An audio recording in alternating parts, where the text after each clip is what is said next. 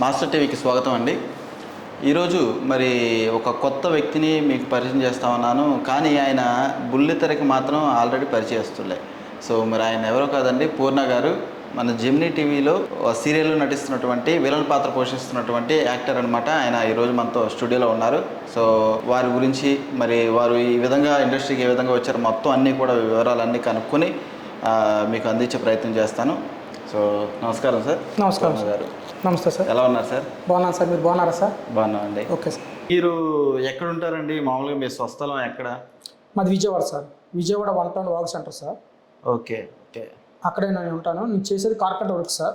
Carpenter work చేసి నేను carpenter వదులుకొని ఇండస్ట్రీకి వెళ్ళాను సార్. నాకు ఇండస్ట్రీ అంటే పిచ్చి సార్. ఇండస్ట్రీ చెయ్యాలి, క్యారెక్టర్ చెయ్యాలి, ఏదో క్యారెక్టర్ మన ప్రజలకు గుర్తింపు తెచ్చుకోవాలి, కనబడాలి. అది విలన్ అయినా కావచ్చు, హీరో ఫ్రెండ్ అయినా, ఏదైనా సార్. ఎనీ క్యారెక్టర్, పోలీస్ అయినా ఏదైనా సరే నాకు చేయడం ఫస్ట్ నుంచి ఆశ సార్. నైస్.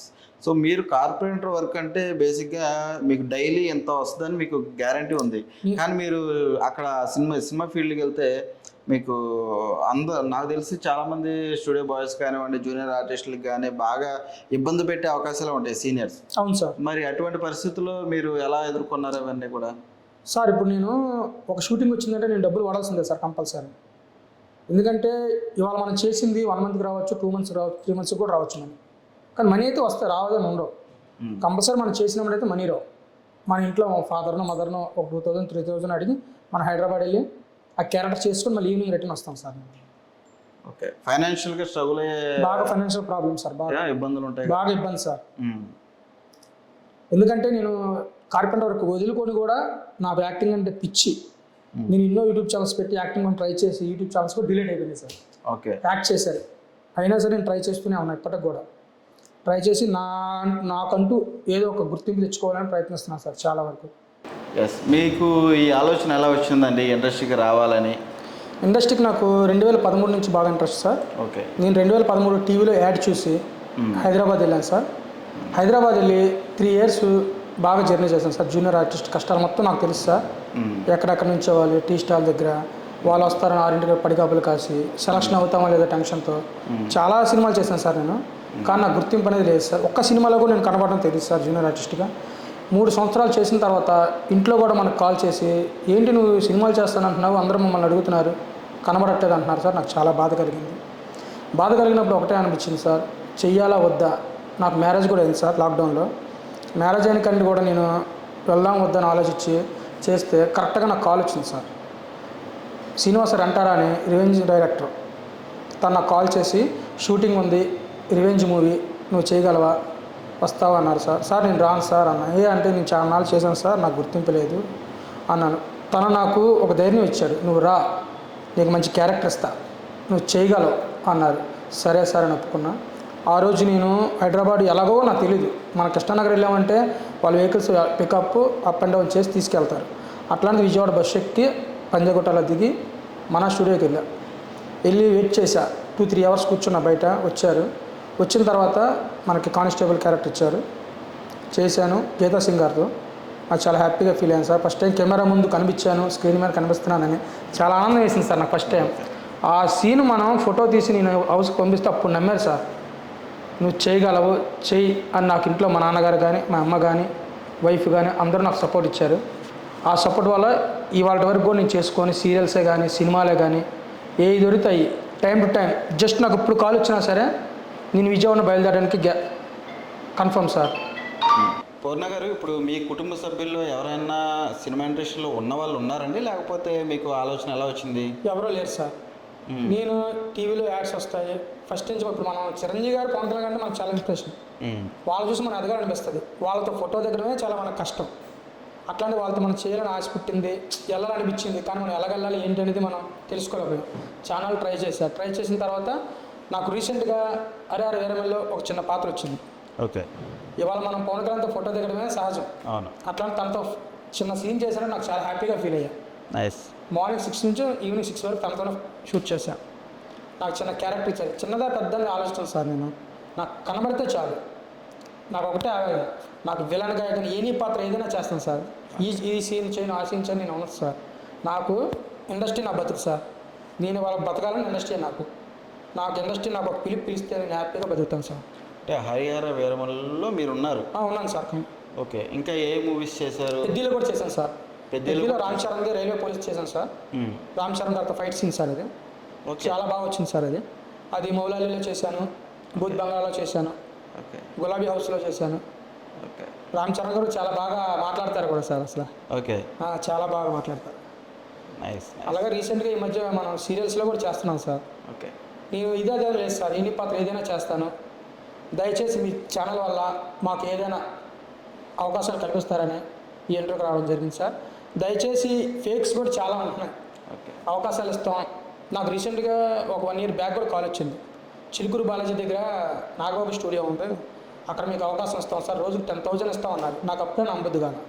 ఓకే, నాకు 2-5-3 ఇస్తారు ఫర్ డే షూట్. అంటే ఎలాంటి కాల్స్ కూడా ఉంటాయంటారా? అట్లాంటి కాల్స్ కూడా కంపల్సరీ ఉంటాయి సార్.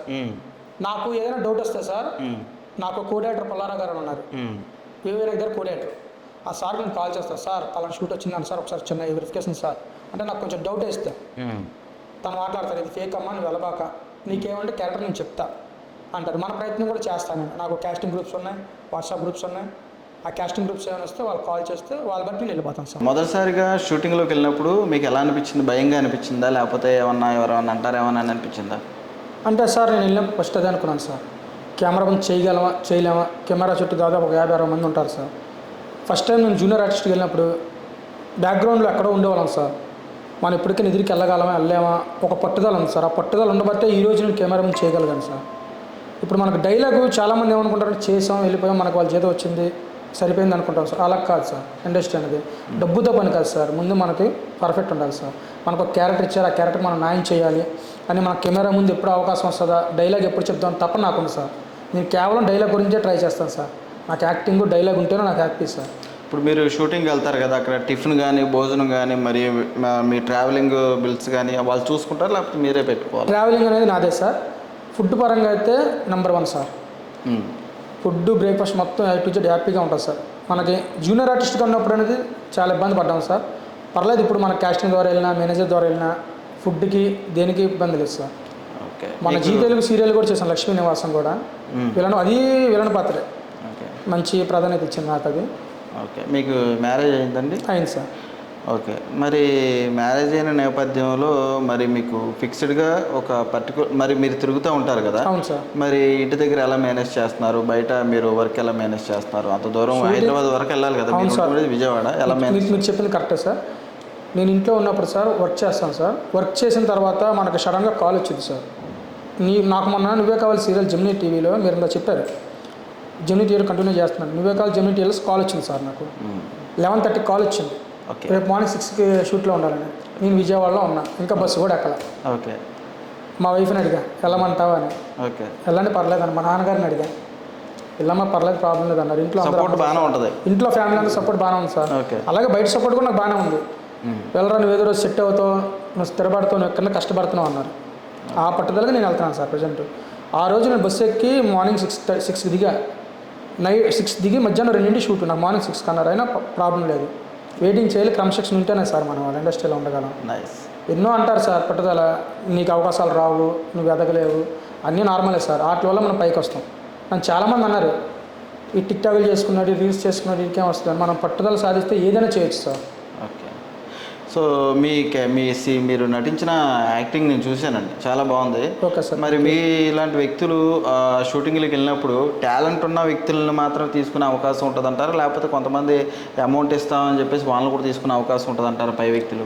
కొంతమంది ఉన్నారు సార్, నాకు 30,000 కట్టండి, నీకు మంచి క్యారెక్టర్ ఇస్తాను, నాకు 40 కట్టండి ఇస్తాను, అవి మాత్రం నమ్మకూడదు సార్. నేను ఇది కూడా చెప్తున్నాను సార్. 2013 జూనియర్ ఆర్టిస్ట్కి వెళ్ళాను. 2012 నేను ఒక కుర్రోడు వెళ్ళాను సార్, ఇద్దరం విజయవాడ నుంచి. టీవీలో యాడ్ చూసాం.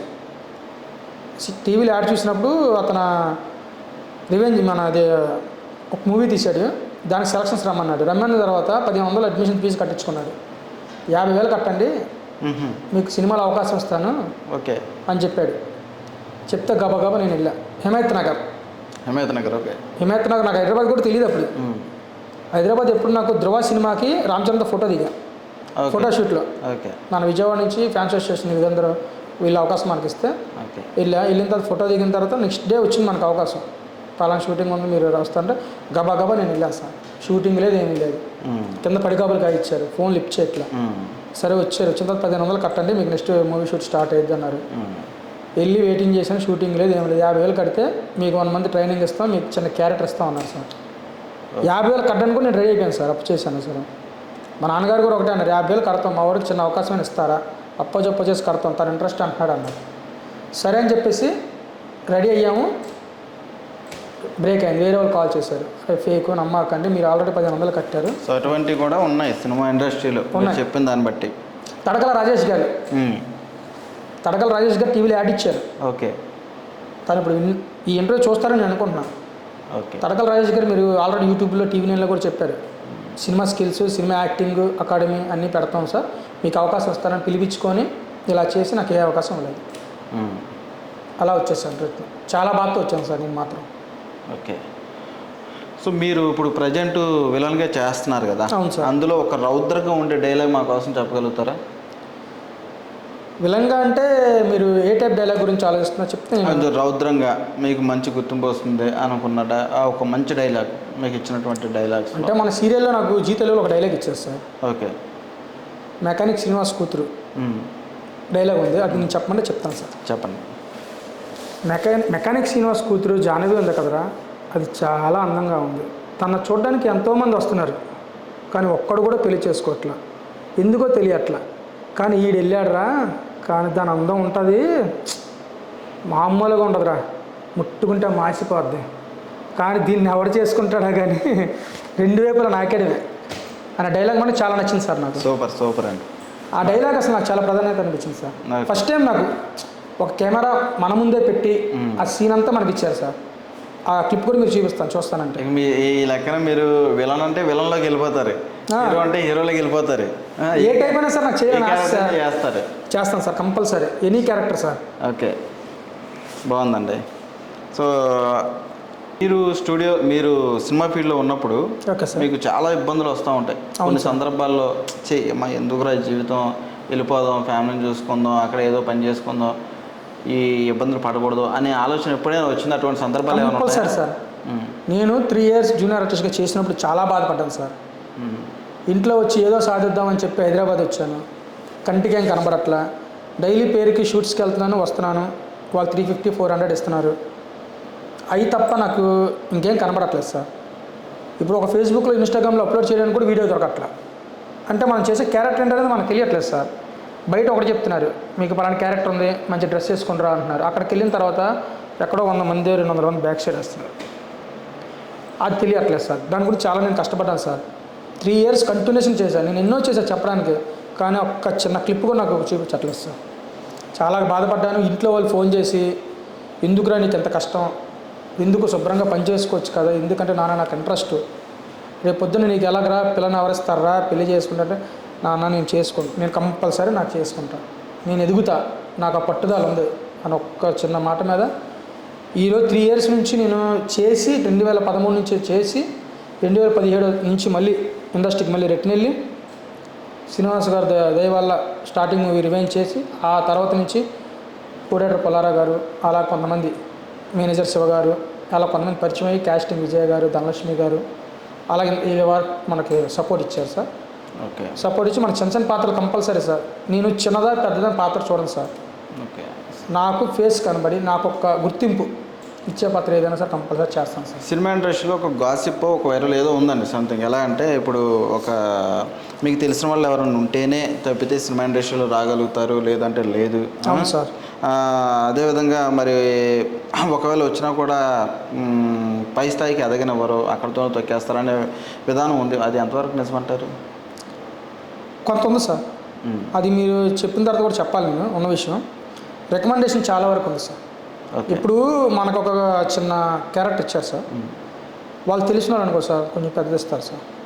ఇప్పుడు మనం ఒక క్యారెక్టర్ పిలిచిన క్యారెక్టర్ కూడా మనకు అప్పుడు కూడా మార్చేస్తారు సార్. వాళ్ళకి తెలిసిన వాళ్ళు ఇచ్చారనుకో వాళ్ళకి ఆ క్యారెక్టర్ ఇస్తారు, అది మరి కంపల్సరీ ఉంది సార్. ఓకే, సో కమిట్మెంట్ అనేది ఉంటుందండి. ఇప్పుడు మీరు జెంట్స్ అంటే ఎలాగైనా నైట్ అయినా ఎక్కడైనా పడుకోగలుగుతారు, మనం ఆబ్వియస్లీ ప్లాట్ఫామ్ మీద అయినా పడుకుంటాం, ఎందుకంటే మనకు పరిస్థితులు అనుకూలించబోతాయి.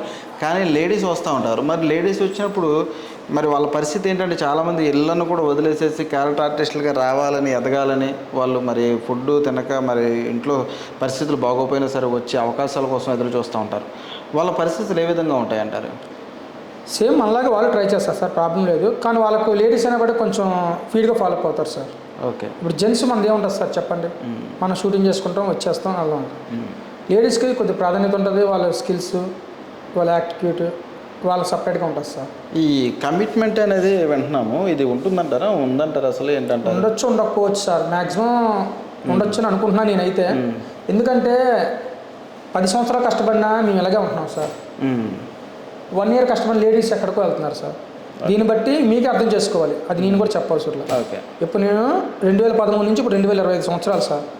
2025 మొత్తం నాకు తెలిసి 13 సంవత్సరాలు.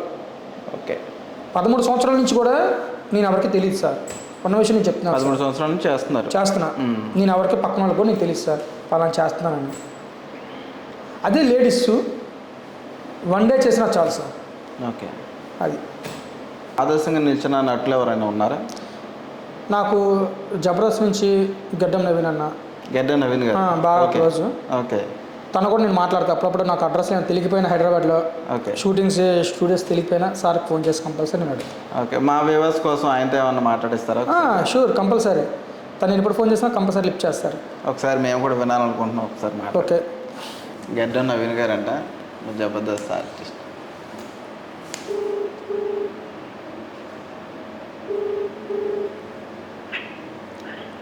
హాయ్ అన్న, నేను పూర్ణని. బాగున్నాను సార్. అదే వాళ్ళ చిన్న ఇంటర్వ్యూకి వచ్చాను సార్. సార్ మీతో మాట్లాడతారంట లైవ్లో. సార్ నమస్తే సార్. నమస్తే అండి సార్, నా పేరు ప్రేమ్ కుమార్ అండి, మాస్టర్ తెలుగు టీవీ నుంచి అండి. సార్. సార్ ఎలా ఉన్నారు మీరు? చెప్పండి సార్. షూటింగ్లో ఉన్నట్టున్నారు కదా? షూటింగ్లో విజయవాడలో ఉన్నా సార్ ఇవాళ. ఓకే సార్, మీతో మాట్లాడడం చాలా ఆనందంగా ఉంది. పూర్ణ గారు వచ్చారండి ఇంటర్వ్యూకి. అవునా? Okay okay. పూర్ణ మనకు తెలిసినాడు, బాగా మంచి మనకు బాగా కావాల్సినాడు. Okay sir. ఓకే. ఆయన మీ గురించి చెప్పారు. సో మీరు టచ్లో ఉన్నారని అంటే మేము చాలా ఆనందంగా అనిపించింది, అందుకని ఒకసారి మాట్లాడించండి అని అడిగామన్నమాట. Very good very good sir, no problem sir. Purna గారి గురించి ఒక 2 మాటలు చెప్పండి సార్. పూర్ణ అంటే పూర్ణ అనేది విజయవాడలో ఉంటుంది. పూర్ణ మార్కెట్ అనొచ్చు మనము. పూర్ణ అంటే మామూలుగా తెలంగాణలో పూర్ణ బజ్జీలు కూడా పూర్ణాలు అంటారు. అలాగే పూర్ణ అంటే పరిపూర్ణంగా అంటాము పూర్ణ అని. అలా పూర్ణ గురించి చెప్పుకోవాలంటే మనకి ఎన్నో ఉన్నాయి తెలుగులో. దీని గురించి తెలుసుకోవాలంటే మీరు పొద్దున్నే 5 నుంచి 6 గంటల వరకు క్లాసెస్కి వచ్చేసి పూర్ణ మార్కెట్లోనే పెట్టాము. అది కూడా క్లాసెస్ మీరు అటెండ్ కావాలంటే పరిపూర్ణమైన పేమెంట్ ఇచ్చారనుకోండి, ఈ పూర్ణ గురించి మొత్తం పూర్ణంగా చెప్తాను సార్ నేను. ఇచ్చారని చెప్పంటారు పూర్ణ గురించి. మీరు ఇప్పుడు ఇంటర్వ్యూకి వచ్చిన పూర్ణ గారి గురించి ఏమైనా చెప్తారా మీరు? ఇంటర్వ్యూకి వచ్చిన పూర్ణ గురించి చెప్పాలంటే పూర్ణ అనేది ఇంటర్వ్యూకి వచ్చిన పూర్ణ గురించి చెప్పాలంటే ఈ పూర్ణ కూడా విజయవాడలోనే ఉంటాడు. అప్పుడప్పుడు మన రాజమండ్రిలో కనబడుతుంటాడు. నాన్నగారు చాలా ఫేమస్, మాకు బాగా ఆప్తుడు, బాగా దగ్గర మనిషి. నాకే కాదు మా ఇండస్ట్రీలో ఉన్న పృథ్వీ గారికి కానీ మిగతా చాలా మందికి కూడా మంచి కావాల్సిన వ్యక్తి. మా అప్పారావు గారికి, మా అజయ్ ఘోష్ గారికి అందరికీ కూడా మా ఆస్ట్రాలజికల్గా ఏమైనా ఉంటే మనము వాళ్ళ నాన్నగారిని సంప్రదిస్తూ ఉంటాం. అలాగే మా పూర్ణ గారు ఎట్లా అంటే మా వివి వినాయక్ గారు అయినటువంటి డైరెక్టర్ గారి కో డైరెక్టర్ మా పుల్లారావు గారికి బాగా దగ్గరైన వ్యక్తి. అలా వచ్చాము. మేము ఇద్దరం కలిసి ఒక సినిమా కూడా చేశాము రాజమండ్రిలో, చాలా రోజులు అయింది. అప్పటి నుంచి మంచి స్నేహబంధం.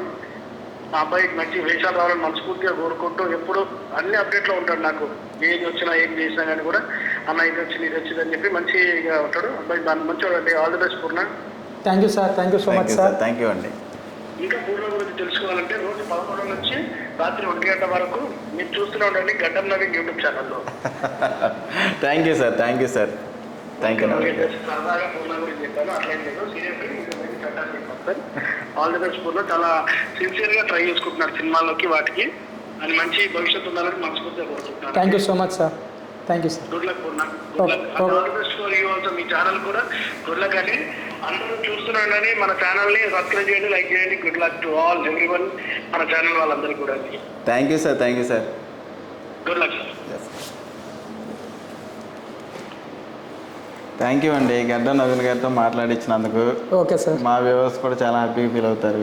Okay sir. సో ఆయన కూడా ఒకటే మాట అంటున్నారు, కష్టపడే వ్యక్తి, పూర్ణ అనే వ్యక్తి చాలా కష్టపడే వ్యక్తి. సినిమా ఇండస్ట్రీలో బాగా పైకి రావాలని ఎన్నో కష్టాలను అధిగమించుకుంటూ ముందుకు వస్తున్నటువంటి వ్యక్తి పూర్ణ అని చెప్పేసి ఆయన కూడా చెప్పడం జరిగింది. సో అలాంటి వ్యక్తులు మరి మీ గురించి చెప్పారంటే మీ గురించి ఇంక వేరే చెప్పారు సార్. నన్ను చూసి జబర్దస్త్కి కూడా ఇన్విటేషన్ చేయడం జరిగింది నాకు. ఒకసారి జబర్దస్త్కి కూడా నువ్వురా, అక్కడ కూడా ట్రై చేయి, తప్పేముంది అన్నారు. నేను డైరెక్ట్గా జబర్దస్త్ కూడా వెళ్ళాను. సార్ నాకు లోపలికి తీసుకెళ్లారు. శ్రీపతి గారిని పరిచయం చేశారు. అడపశేషు గారిని పరిచయం. అడపశేషు గారు అంటే Sridevi drama company director, Sripathi గారు అంటే జబర్దస్త్ డైరెక్టర్. వీళ్ళిద్దరికీ పరిచయం చేయడం జరిగింది. వాళ్ళు చెప్తానన్నారని నేను వెయిట్ చేస్తున్నాను 3 years నుంచి. వాళ్ళ నుంచి కూడా నాకు ఎటువంటి కాల్స్ రాలేదు. సార్ కూడా చెప్పారు ట్రై చేద్దాం తమ్ముడు, తప్పేముంది, అలాగానే మనకు రాదు కదా అన్నారు. అలాగనే మనం వదిలేదు సార్, ట్రై చేస్తూనే ఉన్నాం సార్. ఇప్పుడు మీలాగా కొత్తగా ఇండస్ట్రీకి వస్తూ ఉంటారు చూడండి, వాళ్ళకి మీరు సందేశాలు ఇవ్వాలనుకుంటున్నారు అంటే ఏమన్నా సూచన కానీ? అంటే సార్ రావచ్చు, రాకూడదని లేదు, అందరికీ అనుమతించింది, ఎవరిది ఆపేది కాదు. ఇంట్రెస్ట్ ఉంటే కంపల్సరీ రావాలి సార్, టైం పాస్కి అయితే రాకూడదు సార్. అంటే నేను ఈరోజు ఇండస్ట్రీకి వెళ్ళిపోతాను రేపే కనపడాలి టీవీలో అనేది అసంభవం సార్. కష్టపడితే ఏదైనా సాధించవచ్చు. అది 1 year అవ్వచ్చు, 2 years అవ్వచ్చు, 5 years అవ్వచ్చు.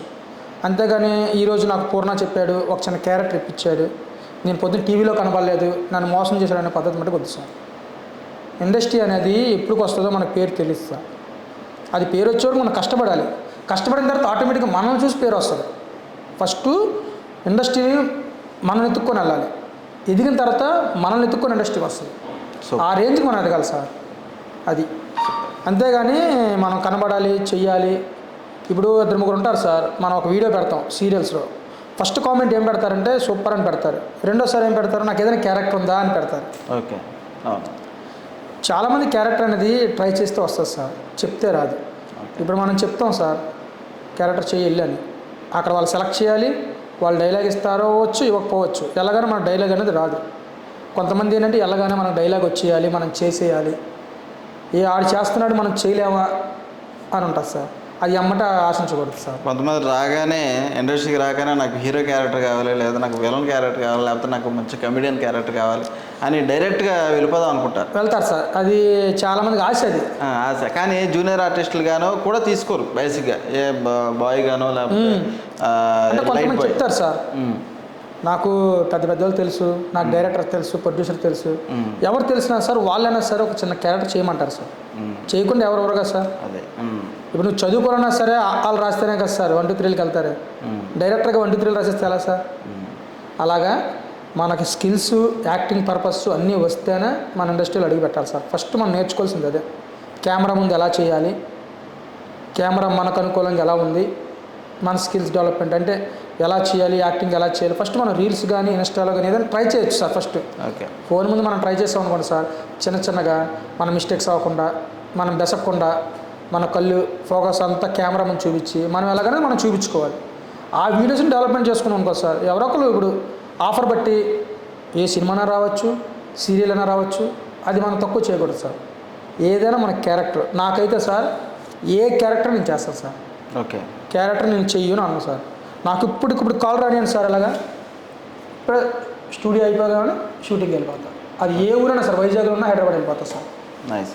అది నాకు ముందు యాక్టింగ్ ఇంట్రెస్ట్, యాక్టింగ్ తప్ప నాకు ఇంకేమీ లేదు సార్. చాలామంది నన్ను చెయ్యనుకున్నా పర్లా, ఏంటి వీడు లైఫ్ని చెడగొట్టుకుంటున్నాడు, పని అంటాడు, షూటింగ్ అంటాడు, కసేపు మళ్ళీ పని చేస్తాడంటే, పని నా బతుకు తెరువు సార్, షూటింగ్ నా బతుకు తెరువే. ఇప్పుడు నేను బతకాలంటే షూటింగ్ చేస్తేనే బతకాలి, నాకు క్యారెక్టర్ అది రావట్లేదు. ఇప్పుడు సినిమా ఫీల్డ్ అంటే బేసిక్గా అందరూ ఎంజాయ్మెంట్ ఫీల్డ్ అనుకుంటారు. సో అటువంటి ఎంజాయ్మెంట్ ఉంటుందంటారా నిజంగా? ఎంజాయ్ అనేది ఉండదు సార్, చాలా బాధలు ఉంటాయి సార్ మాకు. ఆ బాధలు అనేది ఎవరికీ తెలియదు సార్. షూటింగ్ వెనకాల చాలా కష్టాలు కూడా ఉంటాయి సార్. ఆ కష్టం వెనుక ఒక్కొక్క రోజు ఫుడ్ కూడా మనకు దొరకదు సార్. మనం షూటింగ్ చేసామంటే 6 కల్లా ఎవరు ప్యాకప్ వాళ్ళు వెళ్ళిపోతారు సార్. నైట్ మన ఫుడ్ కూడా అక్కడ దొరకదు సార్.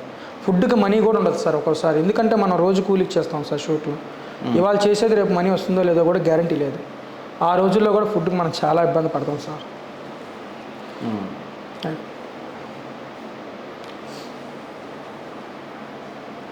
సో అటువంటి ఇబ్బందులు కూడా మీరు ఫేస్ చేశాను సార్. అవకాశాలు లేని రోజులు కూడా ఫుడ్ లేదు సార్ మాకు. ఇవాళ షూటింగ్ ఉంటే ఫుడ్ ఉంటుంది సార్, రేపు షూటింగ్ లేకపోతే మా ఫుడ్ పరిస్థితి ఏంటో కూడా మాకు తెలుసు సార్. మా పరిస్థితి అలా ఉంటుంది సార్. దయచేసి మీ ద్వారా ఇండస్ట్రీకి నాకు ఏదైనా ఒక చిన్న అవకాశం కల్పిస్తారని ఖచ్చితంగా ఛానల్కి రావడం జరిగింది సార్. ఈ వీడియో ప్రముఖులు చూస్తారు, ఆల్రెడీ సినిమా ఫీల్డ్లో ఉన్న వాళ్ళు చూస్తారు. సో ఇటువంటి టాలెంట్ ఉన్నటువంటి వ్యక్తిని మీరు ప్రోత్సహిస్తానండి, ఖచ్చితంగా మీరు పెట్టే ఒక్క రూపాయికైనా ఆయన ఖచ్చితంగా న్యాయం చేస్తారని ఆయన మరి తెలుపుతూ ఉన్నారు. ఆయన కష్టం కానీ ఎలా పడ్డారు, ఎలా వచ్చారు ఇండస్ట్రీకి, అదేవిధంగా మరి ఇటువంటి ఇప్పుడు పెద్ద మూవీలో చేశారు, అదేవిధంగా హరిహర వీరమల్లో చేశారు, అదేవిధంగా ఇంకా జెమినీ టీవీ లాంటి పెద్ద పెద్ద టీవీల్లో ఆయన సీరియల్లో విలన్ పాత్ర పోషిస్తూ ఉన్నారు. హీరో కంటే కూడా విలన్ పాత్ర పోషించడం అంటే చాలా హావభావాలు పలకాలి, రౌద్రం పలకాలి. అటువంటి మరి క్యారెక్టర్లో కూడా ఆయన జెమినీ టీవీ వాళ్ళు తీసుకున్నారంటే ఆయనలో మంచి టాలెంట్ ఉంది, ఆయన్ని గుర్తించారు కాబట్టి ఆయన్ని తీసుకోవడం జరిగింది. అలాగే మీరు కూడా అంటే ఈ వీడియో చూస్తున్న వాళ్ళకి కూడా నా రిక్వెస్ట్ ఏంటంటే పర్సనల్గా మీరు కనుక ఏదైనా సరే ఒక మూవీ కానీ సీరియల్ కానీ ఏదైనా సరే ఒక మంచి క్యారెక్టర్ ఉంటే కనుక అది విలన్ క్యారెక్టర్ అయినా, మంచి హీరో క్యారెక్టర్ అయినా, లేకపోతే ఇంకా వేరే ఆర్టిస్ట్ క్యారెక్టర్ అయినా, ఏదైనా ఇటువంటి టాలెంట్ ఉన్న వ్యక్తులకి ఇస్తే కనుక మీకు ఖచ్చితంగా న్యాయం చేకూరుస్తారని మనకు తెలుస్తుంది. ఇప్పుడు మీరు ఒక మంచి క్యారెక్టర్ చేస్తున్నారు కాబట్టి స్టార్టింగ్ వచ్చే వాళ్ళు మాత్రం బాగా ఇబ్బంది పడతారు. చాలా సార్ కష్టపడితే తప్పితే, అంటే టాలెంట్ ఉంటే తప్పితే ఇక్కడ ఎదగటం కష్టం అనేది మెయిన్. ఇంటర్వ్యూ ద్వారా పూర్ణ గారి జీవితం ఏ విధంగా నడిచింది, ఎలా సాగింది, ఎలా ఇప్పుడు ఆయన ఈ స్థాయిలో ఉండడం జరిగింది, ఒక జెమినీ టీవీ ఎలాగైతే మరి అవకాశాలు ఇచ్చిందో అదేవిధంగా మరొక టీవీ ఛానల్స్ కూడా మంచిగా అవకాశాలు ఇచ్చి ఆయనలో ఉన్నటువంటి టాలెంట్ని బయటపెట్టే విధంగా మీరు కూడా మంచి క్యారెక్టర్స్ ఇవ్వాలని మనస్ఫూర్తిగా కోరుకుంటున్నానండి. Thank you sir, thank you so much. Thank you sir.